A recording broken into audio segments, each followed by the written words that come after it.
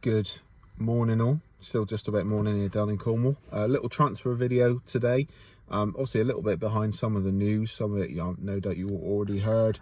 Just going some things I've heard recently this morning on the radio, and done a bit of research last night as well.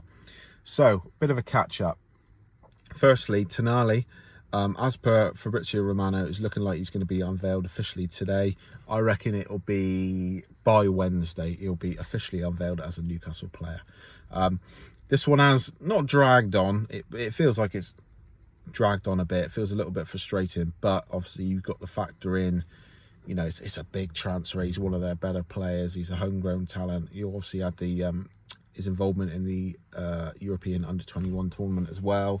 So quite rightly, he wouldn't want to fly off to Newcastle for a medical or be unveiled until he's done his job at the European Championships. You know, all that distraction, your country has got to come first if you're that way inclined, you know. So that's no problem. I'm hearing 55 million quid, but sit tight and we shall see what the official number will be. No doubt there'll be some sort of add-ons. Secondly, Dominic SZOBOZLAI, the Leipzig player, attacking midfield player. I don't think we were ever in the running for him, because if you look at our budgets, I don't think we've got anything north of 100 million to play with this summer. And a player such as him, he's got a £61 million release clause, which I think Liverpool have actioned or are going to action. Excuse me. So yeah, I don't think we were ever fully in the race for that one. There was interest. There's all these silly videos you see up on YouTube, welcome to Newcastle and all this sort of thing, not by the proper fan channels like Magpie TV and Black and White and Newcastle Fans TV. None of them do that, but until it's like a proper thing. But you see these videos, just take the notice of him. He's looking like he's going to Liverpool, as I say. I don't think we'll get another player of the quality or price of TONALI in this window. I think he will be the big signing, and then we'll pick up some good deals in and around that. Maybe an attacking player of note, should we be able to shift some players. Like I said, the budget, it's best part of 60 million taken up with the TONALI deal. I reckon we've got about 80, 85 personally. Because of the FFP, the way it's structured, what's happened, you know, in the past with the Ashley, the Champions League, I'm not even going to go into it, because it's, when you look at it properly, if you're not someone who's in the know, like I am really, I've researched it, I've watched videos, I've read articles, it is quite complex. There's a lot of things to take into consideration. But I don't think we're going to see another big player come in. Obviously, we got Botman for 35 million last summer. I think that another player of his quality at that price, you know, some good deals would be a bit of a steal. Obviously, Botman's value would have rocketed since his performances last year at Newcastle.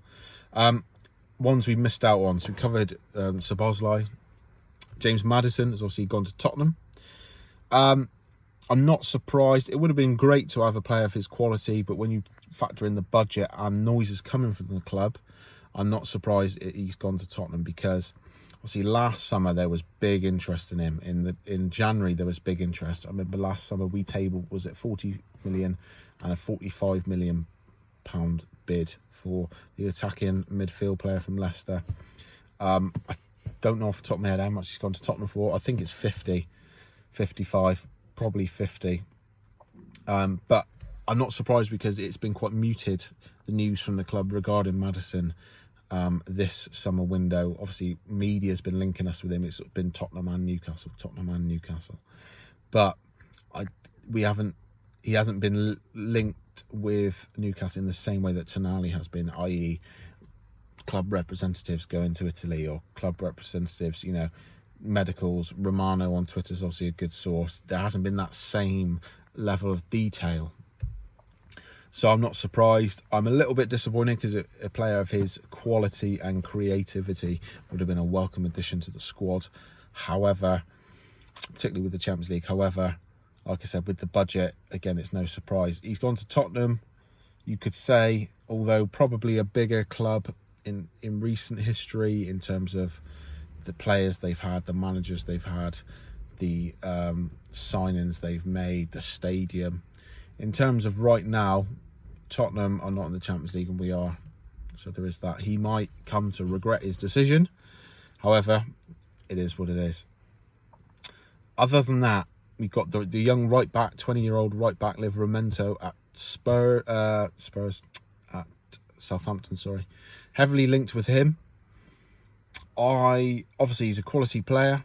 Eddie and the team obviously like him, but to me, it's one of two things. It's either it's too good to miss, or young Harrison Ashby is not impressed, because at the moment we've got 4 right backs at the club. The oldest being Kieran Trippier, I think he's 31, 32. Then you've got Manquillo's late 20s, Kraft is late 20s, and then you've got Harrison Ashby, I think is 21. Noises are that Manquillo's heading back to Spain, possibly, most likely at the minute, is looking like Getafe, the Madrid-based club. So that leaves us with Kraft, Ashby, and Trippier. Now, enough, I would have thought. I know Emil Kraft had a very rough start to his time on Tyneside, but he has since proven himself to be a good player. You know, the back end of the 21-22 season, when Trippier got injured, he was very good. And I went up to watch Newcastle against Wolves on the 8th of April at St James's Park. 1-0 win, a Chris Wood penalty. And he played, and he impressed a lot of people. There was a lot of surprise from people around me, myself included, at how quick he was. And he defended resolutely that night, and he was an option. He wasn't obviously the bombing on, attacking, Cafu style right back, but he offered that option on the overlap constantly, showed good fitness, good pace. Obviously, he was struck down by a horrendous injury last season, but you're going to think that he's going to be itching to prove himself a bit with Trippier. With Trippier being the age he is, and I know he's the de facto captain now, and the quality he's got, he's always going to be the starting right back, barring some sort of revolution in form by Ashby or a Livramento or a Kraft or a Manquillo, should he stay. However, we got a lot of games to play, 38 Premier League games. There's going to be, at the bare minimum, 6 Champions League games. I heard a rule about you can't drop down to the Europa League anymore. I don't know if that's coming in force for this season. If that's the case, it's only an extra 6 games, but you've got the cup games, the Capital One or the League Cup, the FA Cup to consider. It's going to be a lot of games, and Trippier, at his age, although he's still supremely fit, he ain't going to be able to play all of those games, and we wouldn't want a fullback, particularly in the modern era, to play all of those games. So Livramento, at the minute, as I say, we've got 4 right backs on the books. I can't see us signing another right back, however good they may be, until at least one of those is gone. I can't see Kraft going, because like I said, he had his season stolen off him last season, and I don't think it's in the style and the character of the owners and the new setup at the club to not give someone another chance, at least another season to play. Trippier, non-negotiable, he ain't going anywhere. Manquillo might be, as I said, so Ashby, because Livramento's 20, roughly the same age as Ashby, so we've already got our young up-and-coming right back, our potential right back for the future in place. He's only been there, what we on, July now, 6 months, 7 months. Is that enough time? So it might be a case of this is just such a too good a deal to turn down, and we'll get him in, and we'll perhaps move on Kraft. This is Livramento I'm talking about. Perhaps we get him in now, move Kraft on next summer, and then we've got a real contest of Trippier, Livramento, Ashby, and then perhaps another fringe right back as backup. You've also got the thought that Trippier has been deployed at left back for England on numerous occasions, and we've been linked with Kieran Tierney. But again, we've got some left backs. Dan Burn, although people say he's not a left back, he played the majority of the season at left back, and for the most part did fucking well. He had the odd game where he was apparently destroyed, like he apparently was against Bowen, against West Ham. Not the case. He coped well. He doesn't look as smooth defending as your average left back because of his height. He quite often looks ragged. He's one of these, when he's 60, 70 minutes into the game, he does look shattered. He's just one of these people, but he keeps going. He's integral to the defence. Matty Targett, did not play half as much as he would have wanted to last season. He's obviously going to try and get back in the team.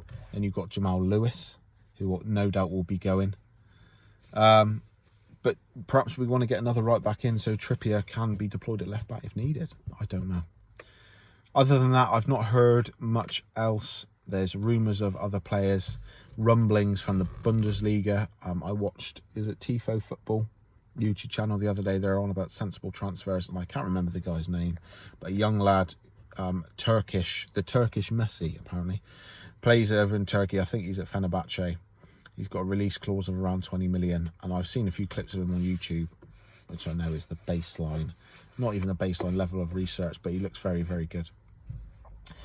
It's going to be deals like that, like the sort of Dan Burn one, like the Bruno Guimaraes and Sven Botmans. Bruno in the sense that it sort of came out of nowhere. Sven Botman, obviously, we caught him for some time, but we shall see. But the main news is SZOBOSZLAI is going to Liverpool, it looks. MADDISON has obviously gone to Tottenham, but the big one is TONALI should be unveiled today, hopefully, if not by the end of the week. We can get him in for pre-season training, sort out his shirt number. I said about this on a video the other day. He's number 8 for Italy, number 8 for AC Milan. Our number 8 is occupied at present, but to me, a number 8 should always be a midfield general, your box-to-box midfielder, like a TONALI, like a Gerrard, like a Frank Lampard back in the day, Gattuso, etc. You know, I'd like to see Anthony Gordon take on a higher number. But then again, you've got Joe Linton, number 7, has traditionally been flair players, aside from Didier Deschamps back in the day for Juve or France, whatever it was. 7's always been flair players, and he's a midfield destroyer. But that's by the by. It doesn't really matter on the face of it, but I would like to see number 8 as a midfield player. But we shall see. We shall see. If I hear anything else, I'll keep you updated. Thanks for watching. Please consider liking and subscribing. Liking and subscribing. I get it right. If you haven't done already. And yeah, please stay tuned. I'll bring you more as I find out. Up the team. Cheers.